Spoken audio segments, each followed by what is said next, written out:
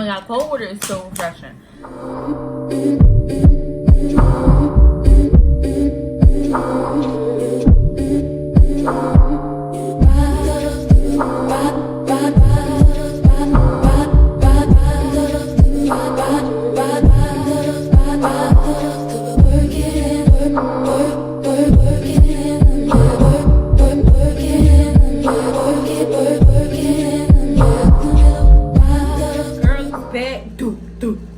Your girl is back. Your girl is back. This time I'm back with a video that's a little different than the content that I usually give. I tried to do this video so many times before.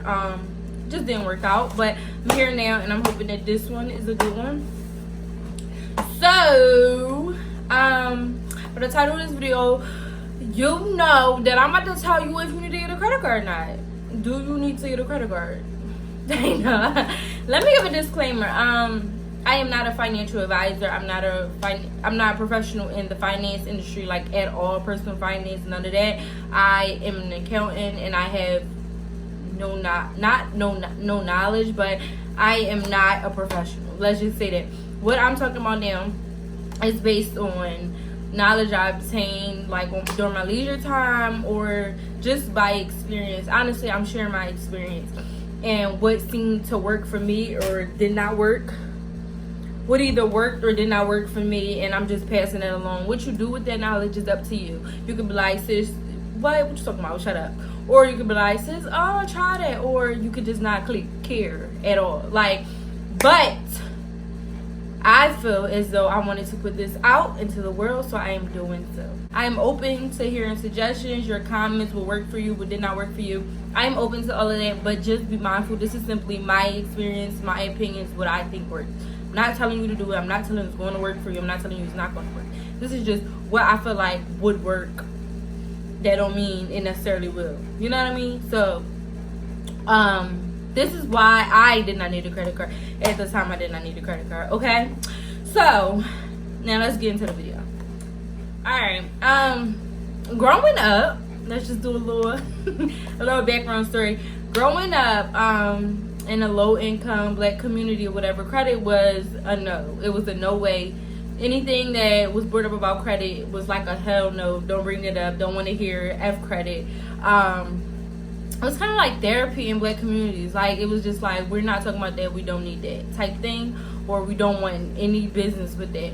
But as I grew up, like, I kept coming into situations where credit was needed. It was like, well, is your credit good? Or you need this, that's gonna mess up your credit, and this gonna mess up your credit, or this. And it was just like, okay, but what is this thing? Like, I don't even got it. Like, everybody's talking about credit, but nobody wants to talk about credit. You know what I mean?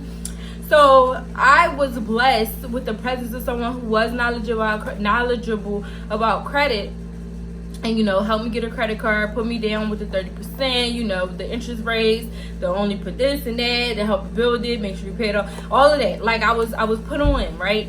So I got a credit card, and I was up. Like, my credit score, I got it up quick because I was on my stuff, because I had like loans and stuff, and all of the other stuff, like, played parts into it. I'm not going to go deep into credit. So, what I was going to say. Okay, so I was good. Then, I wasn't. I was good until I wasn't. And at the moment, at the time, I did not know what I was doing wrong. Like, I didn't understand how I could go from having this great credit score to, like, being in the bad, not a bad credit score, but just, like, to my credit score going down, down, down. I'm like, what is going on? Like, what am I doing? So I had to sit back and, like, analyze and evaluate my situation to really figure out what was harming me, right? And that is what I'm going to talk about right now. So I realized that I wasn't managing my finances well. When my credit score was going up, my expenses was well below the money I was bringing in. So that meant I had, like, a lot of money to play with. I had cushion money. So anything I put on my credit card, I could pay it right back off because I had the freedom to do so. Yeah, but as I grew older, I started to bring on more expenses, and my income grew, but not as much as my expenses grew. So, as I was putting stuff on credit cards, it was like, a little bit more difficult to pay it off in a timely fashion, so the money will rack up, the interest will rack up, and then, you know, my utilization would just keep going up and stuff. And then I was like in a situation where it was like, sheesh, I can't pay that. Like, so I always paid my minimum payment, you know, that was never a problem for me. Like, I always made sure I handled that, so I didn't tarnish my credit completely. But I wasn't doing what I was supposed to be doing with my credit, and that's what affected me. So then I realized that what I needed to do was get my finances, or I need to manage my finances better. I think you should not, I do not believe you should get a credit card if your expenses and your income are like hand in hand. Like, if you're bringing in just enough money to put out, then you do not need a credit card. Reason being is, when you get a credit card, it's like there's different ways to use credit cards. You know, some people use it to invest in stuff that's going to make the money back, even more money than they spent on a credit card. You know, that's a smart way to use a credit card. Or it can be like a, dang, I don't have this right now, let me put it on my credit card and pay it right back. Or it can be just to build up your credit score. So I got this money right now, but I'm still putting on my credit card so it can show that I'm using my credit card and paying it off in time fashion. You know, like, those different ways to use a credit card. But if you're using your credit card because you always don't have it right now, and you know you honestly not going to have it because all the money you're bringing in is equal to all the money you're putting out, when are you going to have that money to pay that credit card back? You're not. You don't have the cushion. You don't have that wiggle room to, you know, put out money to pay off your credit card. So now you're putting bills back, or you spend money here, you borrow money, you just throwing your finances all over.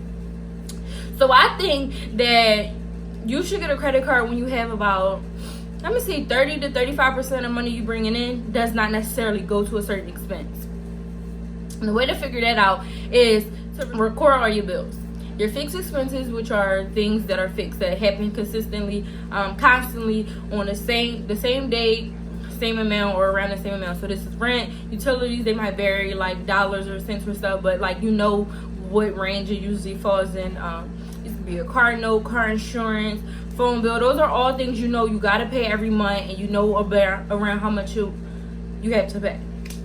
And then you also need to analyze your variable expenses. These are expenses you don't sometimes you don't necessarily even need, but you have it. Like, so groceries is not one that you necessarily don't need, but groceries and food, you can dictate how much money you put out for that. So that's a variable expense. Beauty, like grooming, personal maintenance, your hair, eyebrows, waxing, haircuts, you know, things like that, where you know you're going to spend money on it, but you don't necessarily have to spend the same amount all the time. You might, but it still varies. You still are able to either pay more or pay less if it's up to you. Rent, you can't do that. You can't pay less rent if you just because you want to pay less rent. So that's not a variable expense. You get the difference, even if the amount is constant. Like, you constantly go to another rent, it's $60. That's something you can change up. Man, you can get something that costs $80, or you can get something that costs $40. You get me? I hope I ain't lose that. So fun, entertainment, those are things that varies. Yeah, so all your variable expenses, all your fixed expenses, total it up. How much are you putting out each month? What are your total expenses? And then you want to calculate all the money you're bringing in. What's all your income? You got multiple jobs. What do you usually bring in? Your average you bring in for that whole entire month. And then, boom, you compare the two. Again, if your revenue or your income is equal to your expenses or whatever, it ain't really a good idea for you to get a credit card for reasons I explained earlier. But if you have like that, 30 to 35% of money that doesn't necessarily go to expense, you just got it there, then it's like safe to use a credit card, because you know you'll be able to pay that back. If you don't got it right now, you know next month you gonna have this certain amount of money that does not go to a certain expense that you can throw back towards your credit card. You know what I mean? You want to have that wiggle room. You want to be able to pay. The main thing I'm saying here is you want to be able to pay your credit card back, and you don't want to have to squeeze and wiggle and stretch and finesse and, you know, finagle people just to get your credit card paid. You want to be able to pay your credit card back. Like, okay, I spent this much, let me pay it back. Like, you want to be free. You want to be able to do that. You want to be stressing about having to pay your credit card back. Like, you shouldn't do that. You should not use your credit card if you're going you don't know where you're going to get that money to pay it back. Why would you do that? Why would you put yourself in such a situation? Now you're at the risk of harming your credit instead of increasing it. When you get a credit card, you want to get a credit card to help your situation, your financial situation, not to put yourself in more, stickier situations or tighter situations. Like, you get me? So the way to do that, I'm talking about managing finance, do that, and how I'm supposed to do that. Well, I recommend doing one of the two things. You can increase your income or decrease your expenses, or do both. I recommend doing both. Increase your income. How? If you can work more hours at work. If you got like an hourly job, salary jobs, working more hourly. If you can, rack on some more hours, take somebody's shift, or get an extra job, do a little part-time job, do a little 10 to 16 hours a week, get some extra money in your pocket. You got a car, do Uber Eats, Uber, Lyft, DoorDash, Grubhub, all of those joints. They all popping now. I just started doing Uber Eats. A little quick, like $15 an hour out there. Like, if you got a talent or something, you know how to do makeup, hair, cut hair, shoot, if you good at basketball, train somebody. If you good at fitness, train somebody. You know what I mean? Like, offer what you got. You got some type of knowledge that's not necessarily hands-on. You can provide a service, or you can provide education. I mean, if you can't necessarily provide a service, if you don't want to tutor or something, provide that knowledge in like an ebook or something like that. Like, you know what I mean? Think about what you want to do and do it. Like me, I tried the makeup thing, didn't like it, but that was one thing that I was good at. People like the way I did my makeup, so I got me a little extra money on the side by doing some makeup. I'm about to start doing bookkeeping, or I thought about doing bookkeeping. I don't know if my new schedule going to permit it, but I'm an accountant, so I can definitely do bookkeeping services, stuff I do every day at work, stuff like that. I have a business, so if I feel like I could do like a vendor list, sell like a vendor list. Like, I've tried different vendors, I know of a whole bunch of vendors and stuff. Provide, give for some coins. And then the other way is, as I said, to reduce your expenses.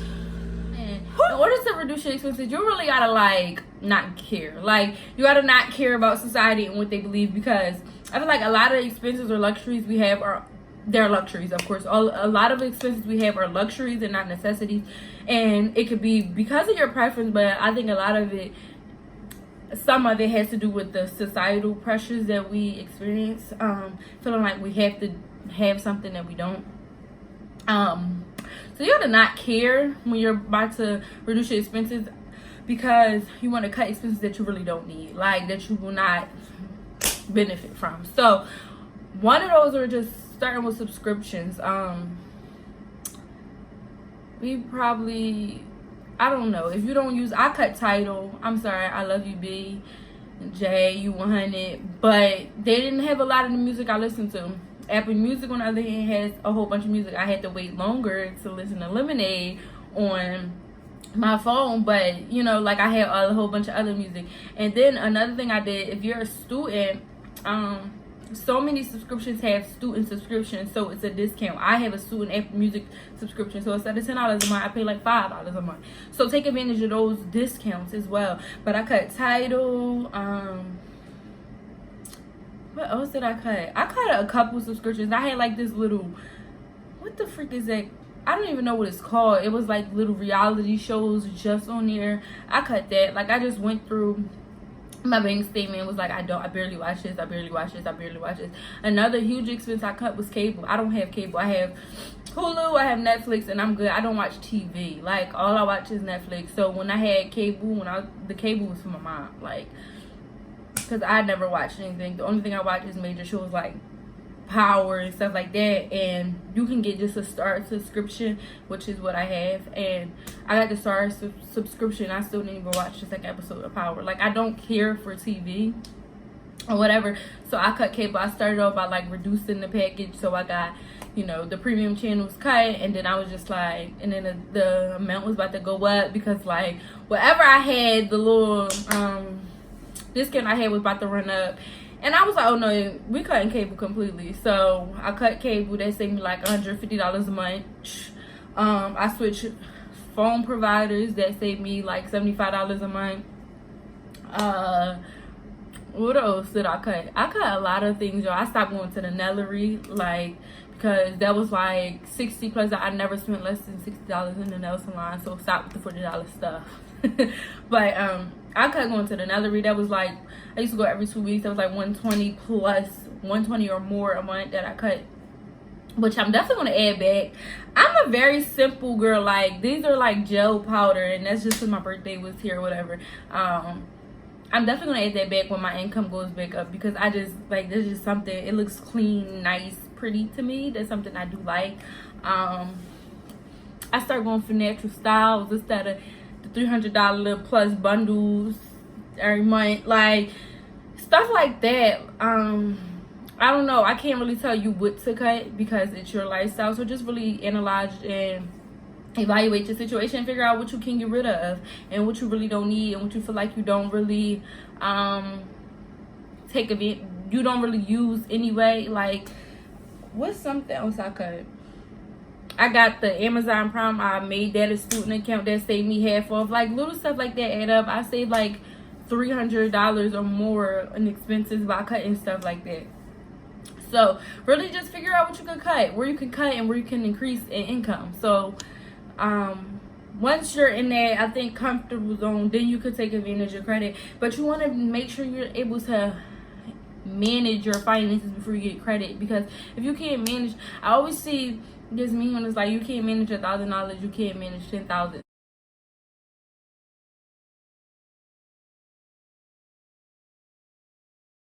So if you get that extra income with credit, that line of credit or whatever, you're not gonna be able to manage that if you can't even manage what you have already. So I don't know, that's just my take on what I've been thinking.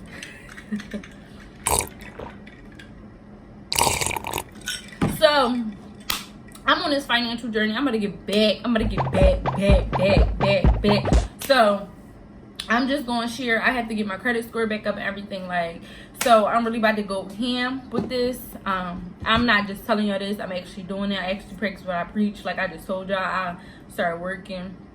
I started doing Uber. I reduced a lot of my expenses. Like, I figured out what wasn't working for me, and now I'm finna get back. So this is what's working for me, so I figure I'll share it with y'all. But if it doesn't work with y'all, I'm sorry. There's a whole bunch of other ways out there to get your finances in order and start to use credit in a more useful way. If you have any tips or ideas or opinions or comments or anything, please leave them below, because I would love to hear.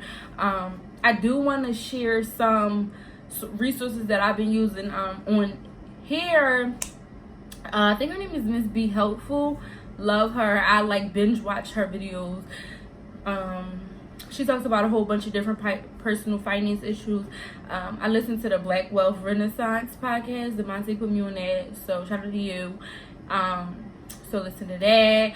There's a couple other podcasts like I jump between, but not really like a consistent listener of. Like Bigger Money Pockets, I think is one. Money Girl, Mad, Afford Anything. These are ones that I like jumped in, listened to. Then they didn't really hold me, but like I did get knowledge from them. So like make sure you check out all of those things. As far as like apps and stuff that I use to manage my finances, I used to use Mint. I definitely have the Experian app on my phone, so I can keep track of like what's going on with my credit. I have Credit Karma too. I don't use it as much since I got the Experian on my phone. What's something else I use? I do like a